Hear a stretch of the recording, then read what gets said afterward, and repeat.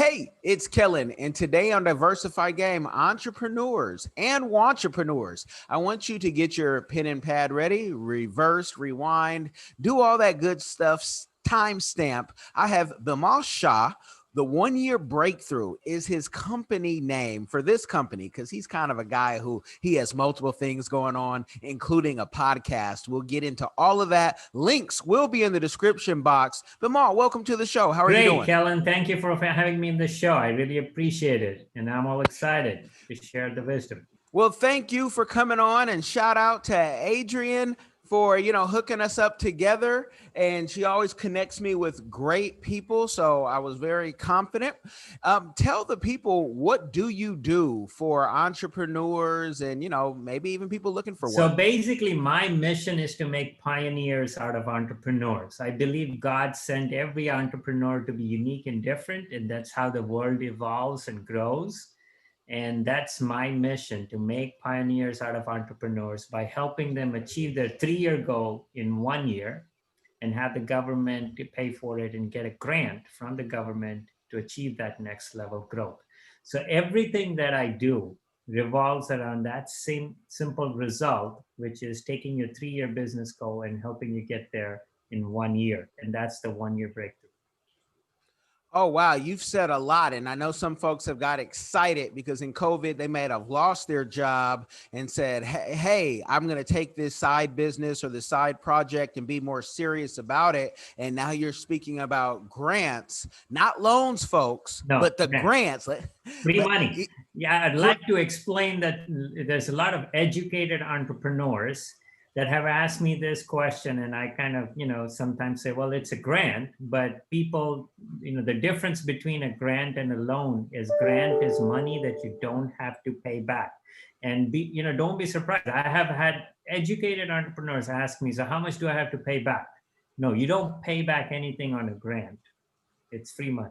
And talk about that. Where is that money coming from? Is it local? Is it federal money? Because people are so confused. And there's some folks, if you read that Forbes article, that are going to be going to jail soon because they didn't know the difference and they've, took dividends where they weren't supposed to. So can you break that down even deeper? So the grants come from all sorts. One is from federal level, which is the US government. Then it's from the state level, which is the state, each individual state. Then you have the county level that offers county level types of grants. And then you have specific institutions that offer specific related grants for specific reasons and projects. So, so there are institutions who may have a project and then they may offer a grant as, as a resource for someone completing that. So there are different types of grants that are available. Now, each grant has its own mechanism on how they apply. And, the biggest one, the PPP, which is the Paycheck Protection Program, which is initially comes as a loan.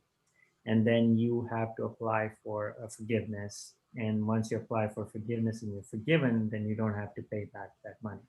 So there's different ways that it comes, in the shape of, and people can utilize it for the, different reasons that it is, earmarked for. Just because it's so confusing for many entrepreneurs, what would make someone not have to pay that loan back? Because a lot of folks think that's going to happen for everybody. And that's where, others are getting in trouble. So the Paycheck Protection Program, it is for keep America employed. That was the whole mission behind it, is to keep America at work, keep people working in America. So as long as either you are taking payroll, for yourself, if you're the solopreneur, sole proprietor, getting the funding, or you have employees that work for you and you're keeping those employees at work and using the paycheck money for that at the range of 60 to 75% of the money. And then the remainder 40 to 25% you're using for rent, utilities, business interest, business expense, all of that. then you should be fine. All right. I would definitely recommend folks, if you do that, to have a consultant like yourself on board so that, consultant, a lawyer, CPA, have somebody who really lives in this space because it can get complicated. We've seen the government change the rules a couple of times on some things or make some things more clear. And we don't want you guys going to jail, prison, listening to this. Now, as far as the grants, what are some of the things folks can get grants for? You told me some interesting stuff in training, and it was a great amount of money, up to 200,000. Can you talk about some of the different services and what you've The grants, done? so the training grant, the way it works is, you have a training grant for training your employees, existing employees, or if you're hiring new employees.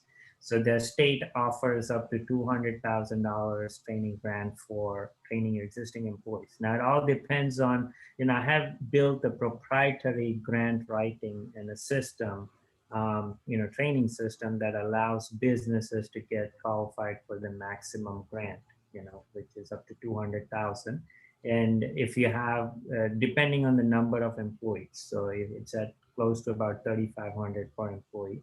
So depending on the number of employees is how much grant you can get approved for, and also how the grant writing is done, which is I have my own proprietary grant writing that I do that allows, and I'm the only one that gets the maximum grant for businesses in the state of Florida. So, and that training grant can be divided into separate categories: internal training and external training.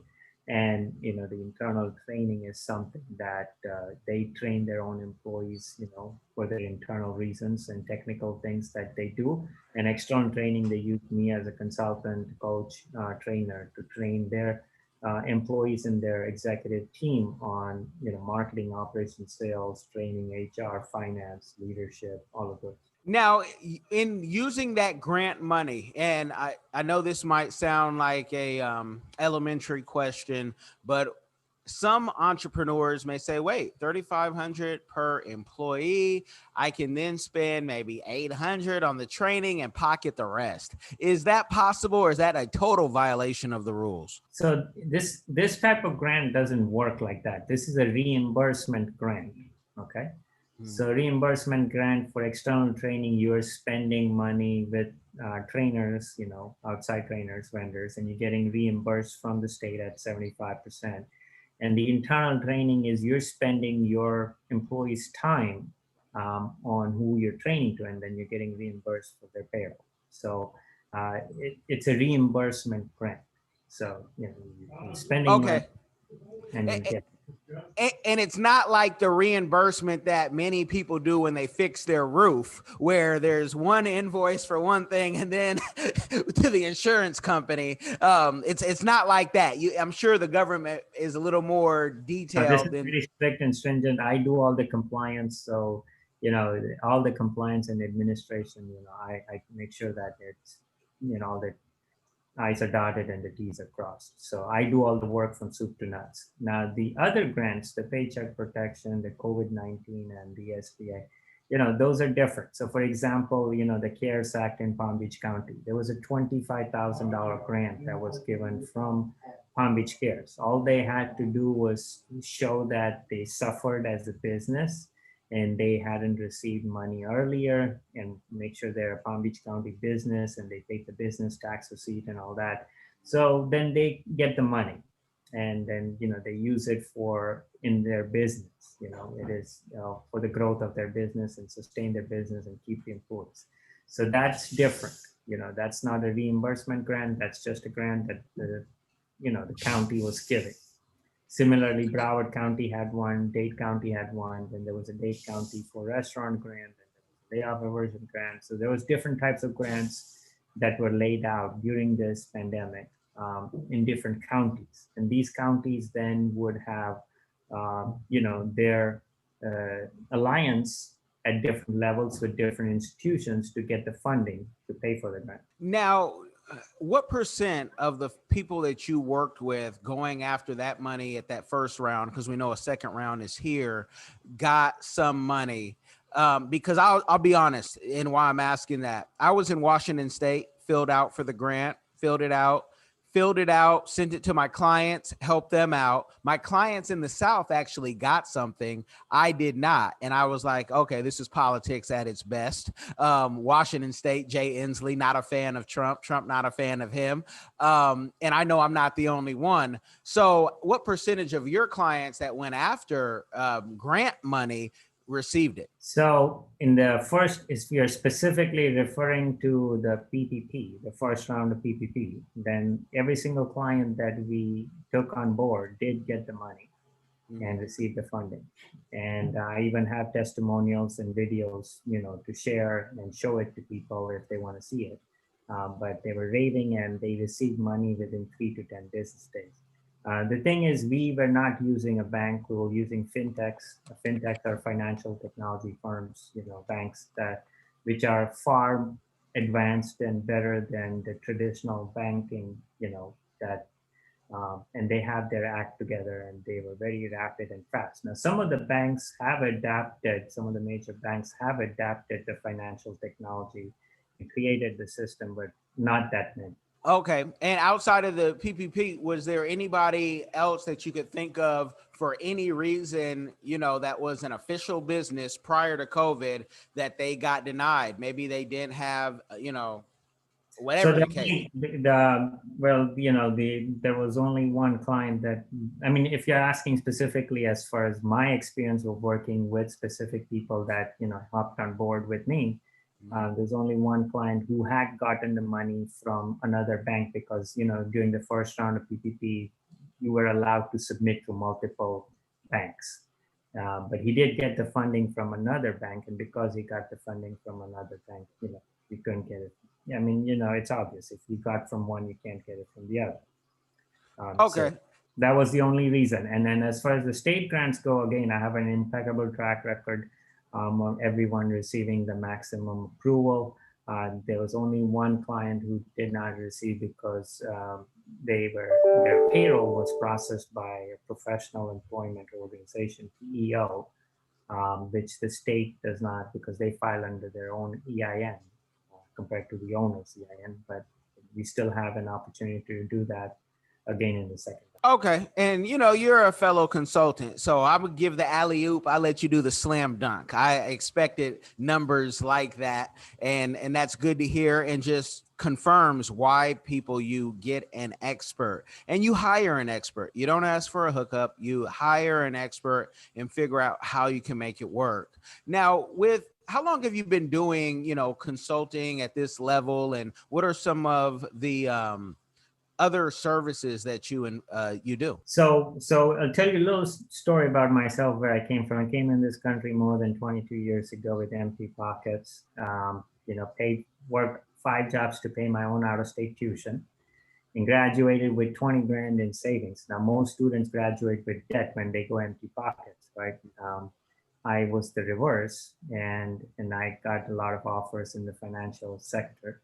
So I started becoming in business and entrepreneur instead of taking on a job. I had more than a dozen job offers, but I decided to be an entrepreneur, and I've been helping entrepreneurs ever since. Now, in 2014, a client of mine said, "You do more for me on that whiteboard in 1 hour." So I did a lot of my ideas and strategizing and, building and execution on the whiteboard that I used to carry in my truck. And I had 2 whiteboards. So one would be the strategy and the second would be the action plan. So I would build those simultaneously. So, people would see immediately, who needs to do what by when. And he said, "I get more in this 1 hour than, 10 meetings discussing money." So I was kind of curious. I asked him, and he said, well, he went into his office, pulled out his checkbook and cut me a check for 3 grand. And I didn't have a business card or anything, but I had a check. So that's how it all started. Oh, wow. That's a great story. And where were you born? Where were you coming from? So again, a unique story. I was born in Dayton, Ohio. When I was 2 years old, my parents got divorced, went back to India, grew up there, and joined family, came back here, worked to pay my own tuition, and studied here, graduated, started a business, and have been helping entrepreneurs ever since. Okay, so you grew up not in Ohio, but in India. India. Okay. Okay, and you gotta ask. Some people would say, "Hey, Kellen, you know his name, but he could have grew up in Kenya for all we knew." You know, it's There's South Africa, especially where you come from. There's a lot of Patels. The Patel community is very strong. yes. It's a growth. And me, I am from Oakland, California. People always say and think, "Oh, he talks about Africa so much. He must have been born in Africa." No, but I mean, lineage is lineage, and you go where you're treated best. So, I just love it. Citizen of the world. Excuse me. Over here choking on water of all things. Tell me, what is the difference between the drive in India versus the drive in America? Because the work ethic, I see it, is totally different. There's a thought process from most people. I can't call you an immigrant because you were born here. You could run for president, and I would love that. First president with a different accent. No, I don't want to get into politics. Yeah, but tell us, what's the driving factor? Like, Indians are known to be entrepreneurs and hardworking and always putting stuff together, whereas America is known to kind of, hey, we'll just kind of figure it out. If it happens, it happens. But there's a difference, and there's other cultures too that are hard workers. But can you break that down? Sure. So I don't like to make any judgments about anybody, but I can share my own experience. So the drive for me comes from working since I was 13 years old. So even when I didn't have transportation, I used to ride on a bicycle, and I was in the hospital industry, and I used to sell blood banking reagents, that come from Johnson and Johnson, and used to work with hospitals and clinics and doctors' offices and pathologists and all that, and understood, how business and things function. And now again, during that time, corruption, I mean, it's much better now, but 25 years ago, yeah, I mean, that time, 35 years ago, corruption was very, very high. I mean, you had to bribe somebody to get your own payment. Imagine that. Yeah. Wow. Sounds like a couple of countries I could think of. I mean, a lot of countries. So, with being able to go, back and forth with, does your business? Do you also do business in India as well? No, so right now my focus is here, and as like I think global start local, and I want to I've been lucky enough to build my base here in South Florida, and I've been working with many businesses in South Florida and helping them. And that's where I've been focused. And my mission, like I said, is to help entrepreneurs in every single area of their business. I developed a scorecard, a business scorecard, and like that, I have more than 200 thinking tools that I use, that I help businesses and business owners, executives and teams to think in the right direction. Because you can go thinking in so many directions and you will not make progress. But if you think in the right direction, you can achieve a lot higher traction, and growth and scalability. So whether, you asked me earlier, what services do I provide? And as part of achieving your 3-year goal in 1 year, I actually tie in the 3-year goal to your 25-year goal. So I say, okay, well, whatever steps we need to take in the next 1 year to achieve the 3-year goal, I then break it down into 90-day leaps. So every quarter I train entrepreneurs, how can we jump? And I want entrepreneurs to leap every quarter. I want you guys to get in the habit of leaping. Because if you get in the habit of leaping, even if you fall, even if you can rise back up and go back up again, and then make another leap. Even if you fail, you rise back up and make another leap. But you get in the habit of making failing forward. Like you heard from Peter Diamandis, he talks about, you should never fail with an intent to fail, but you should always fail forward. I have a formula for failure, which has worked very well. I'd like to share with everybody. It's these 4 words. They need to write it down. FOFS. So fail forward, fail often, fail fast, and fail small. So what you can do is define each one of these elements. So you have to define forward. What does forward in measurable terms, in money, dollars, time, people, locations, whatever that is? I want to go from one location to two locations. I want to grow in this much sales to that much sales. Whatever that number is in forward. Then fail often. So how many strategies, experimentations, things, ideas you're going to launch over the next 90 days in order to fail forward, right? How is fast? You don't want to go on one thing dragging, keep on doing, so that you need to define fast. So what is fast for you? 1 day, 1 week, 1 month?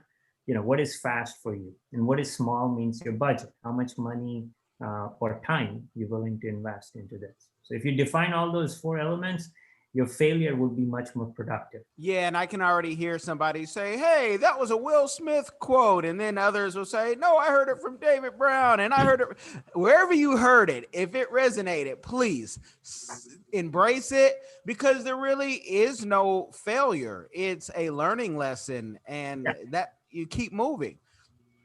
And so when somebody hires you, is it we're going to work together for a year, or is it like I can stay on your team and make sure, like a trainer, right? That's how I kind of see consultants. Some people want to be run through a course and be like, okay, I'm done, and now I can do it all. Now I'm going to try to resell what I just learned. But what is your process? So one of the process I do is first, we look at what their business goals are, and we do a workshop on building a 90-day leap and a 1-year plan, the 3-year goal in 1 year. So we kind of have a big picture overview on how we're going to accomplish that.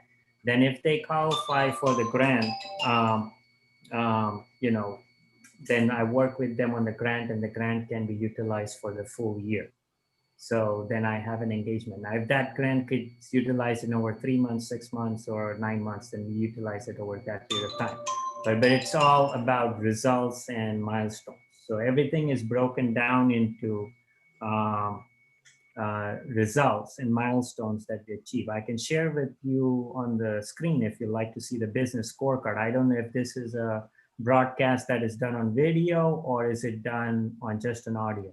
Well, more people listen to it, but if you send me something, because my screen is kind of acting up, I can have my great editor, Elvis, he can put something together right then. If you send it to me if you can in an email. Something happened with Zoom.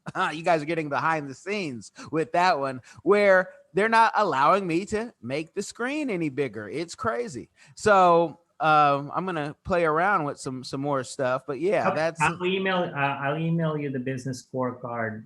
That is a wonderful tool for anybody to score their business and relevant to their goals.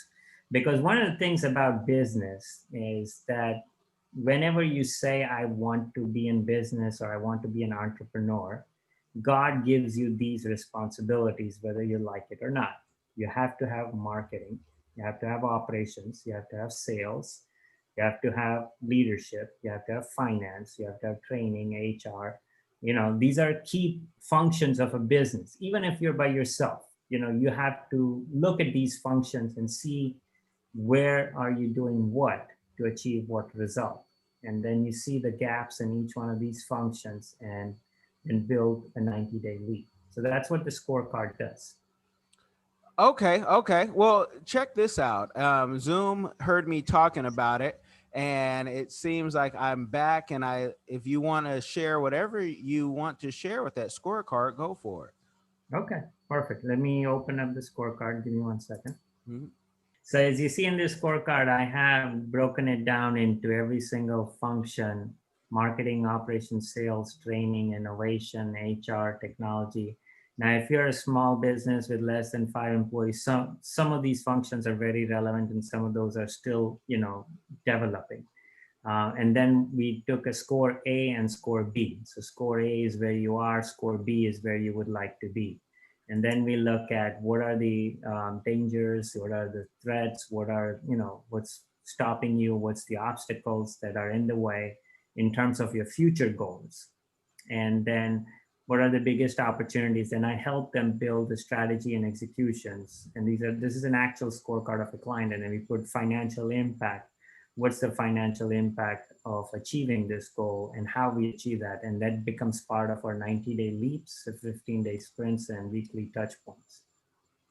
So that's how we do it. And please share that with me, because we may be able to throw that in somewhere else in the interview. But I want to make something clear, because you are a man, you are a human being, and some folks will look at those numbers and say, man, I'll pay you anything to get to that 15 million that I just saw. So can you talk about the difference between, it's still your business, people. He's not a genie in a bottle that can just make something happen. But can you break that down? Because I'm sure clients come to you all the time, like they do to me, with unrealistic goals. Right. So what I do is, when they do come with unrealistic goals, I break it down to tiny little pieces, and then ask them questions related to each piece. So for example, let's say an unrealistic goal. Okay, I want to make $1 billion in 1 year. Okay. Right. Okay. So all right. So I said, okay, fine. I wouldn't say that that's impossible. I won't make any judgments on anybody's goals. So I said, okay, how many customers do you feel you would need to make $1 billion? What's your product? What's your service? What's your price point? Like, are you going to sell a $10,000 product to 1,000 people, or are you going to sell, a $100 product to 1 million people? So what's it going to be? And so, well, then okay, so if it's going to be a smaller product of a smaller value to a larger audience, then okay, how are we going to reach 10 times that audience size? What is, so I go deeper into questioning, and then okay, well, that seems kind of like far fetched. Let's go and achieve what I really want. And what do you really need for your family? Because most of the times, the second thing is, okay, why do you want to make $1 billion? I mean, is it just because it's a number? What's the purpose behind it? Well, if the purpose behind it is freedom, then let's define freedom. What kind of freedom do you want? Well, I need to be travel. I need to do this. Okay, well, you may only need a certain amount of dollars per month to achieve that freedom, right? I mean, if you think about it, from where you are to where you want to go, and to achieve that freedom of taking 2 weeks off, or taking a weekend off every week, and having your bills paid and taking care of your kids or whatever, there may be a certain number in a monthly basis that you need to attain that will achieve that freedom. And that will be the goal that we would achieve. Man, you said it. The last time I've heard something like that being said so smoothly, I was actually reading Tim Ferriss's 4-Hour Work Week, and he's like, "I'm not the richest person, but $80,000 is a month is enough for me to do what I want to do." And so it's really about that purpose. And think about $1 billion would kill some people. Right. So, $1 billion. Oh man, we saw what it did to, Bezos. I mean, goodness, his whole, his life got, people look at it. Oh, he got a younger woman.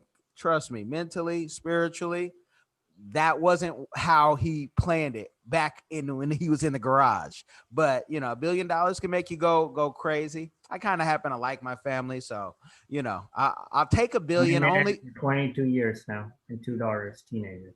Oh, congratulations. That's why you look so young. I have the white hair, so I still made it, Yeah, no, that's the wisdom. But no, that, keeping it, you've seen, let's just talk about this real quick. You've seen a guy who's ultra rich, but he's probably on a second, third, maybe fourth marriage, has all the cars, but he looks miserable. Someone like this here in South Florida. Right. So I'll tell you a story. So this was about a lawyer who was in criminal justice. It was his fourth marriage, and, he said, the only thing I really want in life is I don't want to lose this. I'm tired of, having to go through this again. So we went through designing his day. And one of the things that she loved, and that they would retain her love for him, was playing Scrabble. So what we did is that every day we made time for Scrabble and dinner, together, that you need to just block this time out and disconnect. So we would divide the day in 4 different quarters, like Super Bowl. Super Bowl has 4 quarters and a halftime. So you would divide your day similarly in 4 quarters and a halftime. And the fourth quarter would be the disconnect quarter, where you disconnect from work and you have certain activities planned out with your family. That is nicely said, but as a creative, it's sometimes hard when these ideas, and some of them I say are, from God, are given to you, and you're like, I just got to jot this down, I just got to get it out my head. You almost feel like sometimes a mad scientist. What would your recommendation be for someone say, but if I just send this last text, this last email, I'm gonna get a whole nother deal, I got to do it right now? What's your advice to that person? So we all get attracted to these opportunities, right? They're like the biggest distractor. There's plenty of opportunities, but it should be tied into the long-term vision. And that's when you connect to your highest self. So, who your highest self would be physically, mentally, emotionally, spiritually, financially. And you would ask yourself this question: if I was my highest self at this moment, if I imagine yourself to be a superhero, whatever superhero you connected, yourself as a character of a superhero. If I was that superhero, that character, what would that superhero character do that right now? And you would get the answer. This is not an action that they would take right now. And they would, it's not you may feel like it's urgent and important because it's just, you got to get it out. But there's another way you can find out to get it done, or maybe store it and have it done for another day. Wow. Now, you might think I'm crazy, or I just got to ask, are you a preacher in the church? No. Oh, okay. I just have to ask. You were giving those vibes, and I'm like, man, this is really what you do? You are meant to do it. Well, Thank God. like I said, I wear all the hats. So sometimes I'm just a listener where people went out because that's what they want. Sometimes I solve their personal issues as well, and sometimes business. But my goal is all business. I want to make sure that but it's all interlinked. You can't grow in business if you can't grow personally. The business won't have a meaning. So if those both are interlinked and intertwined together, where you're growing personally and professionally, it gives life more meaning. Okay. How have you created boundaries for those clients that you really like? You're really seeing the growth. Maybe they're making, more money and being able to pay you more money, but then it comes into client and friendship territory, and maybe they're, hey, come on the yacht with us. We're going to have a party on the yacht. You're my friend. You've helped me out. I want you to party. And a lot of times the party on the yacht has other temptations, you guys, if you haven't been there, especially out here in Florida. So how do you, make those boundaries clear so you can keep that long 22 years in going relationship? Well, I have always kept that boundary with my clients. So it keeps strictly a business relationship as a business. And, in many times if they do invite is more for any types of occasion, but it's not necessarily these parties or anything like that. So if they invite for any formal occasion, yes, I'll be part of it. But if it's any party or fun thing, I would stay away from this. Okay. Well, it's never a party until you're there and you're like, hold on, I thought this was thought this was something else. And but you guys are going to ask for more details. We'll have to tell that story in a different podcast, maybe my other podcast, of what really happens behind the closed door, the green door, the red door, all that good stuff. Now, with all the success that you've had and that you're going to have in the future, what is a community give back that you are doing or that you want to do in the future? So this Christmas, I was doing two things. One is I was giving away, my books, because knowledge is the best gift you can give to someone that they can share and grow. So I'm giving away, 3 books to anyone who goes to one of my 90-day leap and, puts in their information about their goals and where they want to go and, what they want to achieve. And then also I was doing the 90-day leap workshop. If you want to be part, that's a 2-hour workshop where you walk away with a 90-day leap plan. So if you go to that link, the bit.ly/biggest 90-day leap, they can put in their information. That's my give back to them. No, that's great. And I can't wait to, experience that. Or if you guys see this and it's already happened, maybe you can, send an email. Maybe there might be a YouTube link, because I saw your YouTube channel. I'm a big YouTube advocate because I have clients who, pay other people's bills, including some of mine on YouTube. And you have some testimonials. In 2021, will you be giving YouTube more love and attention? She's a drug addict. She needs to be fed like as often as possible. Yeah, YouTube has been one of my key things. So YouTube and LinkedIn. I'm not active on every social. I have a team that manages the social media. But yes, I put all the testimonials and videos on YouTube, and would love to put our interview and podcast on YouTube as well. Of course, this is open for everyone.